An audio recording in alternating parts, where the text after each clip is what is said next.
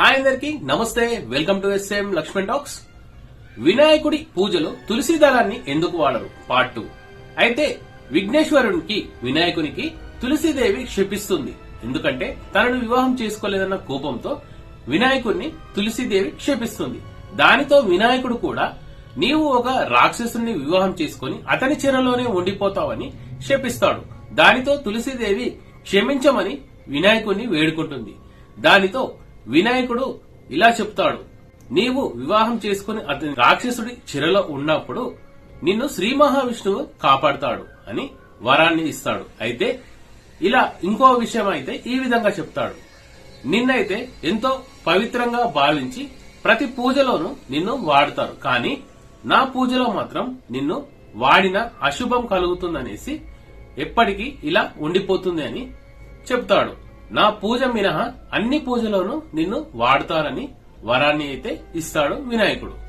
తర్వాత తులసీదేవి శంఖచూరుడు అనే రాక్షసుడిని వివాహం చేసుకుంటుంది. అయితే శంఖచూరుడు అనే రాక్షసుడు కృష్ణ కవచం ఉండడం వల్ల దేవతలను హింసిస్తూ ఉంటాడు. దానితో శ్రీ మహావిష్ణువు కూడా శంఖచూరుడు అనే రాక్షసుడిని చంపడానికి కూడా తులసీదేవి పాతివ్రత్యం మహత్యం వల్ల శ్రీ మహావిష్ణువు కూడా చంపలేకపోతాడు.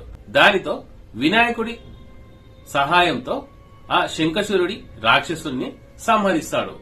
అలా సంహరించడంతో తులసీదేవి మళ్ళీ వచ్చే జన్మలో ఒక మొక్కగా జన్మిస్తావనేసి శ్రీ మహావిష్ణువు కూడా వరాన్ని ఇస్తాడు.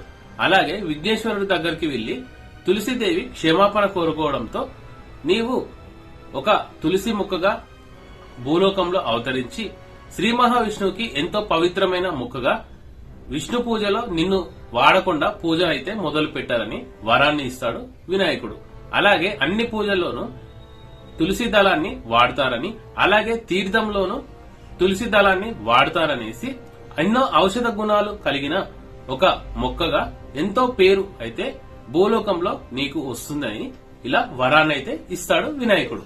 నా పూజలో మాత్రం నిన్ను వాడరని ఇలా వరాన్నైతే ఇస్తాడు వినాయకుడు.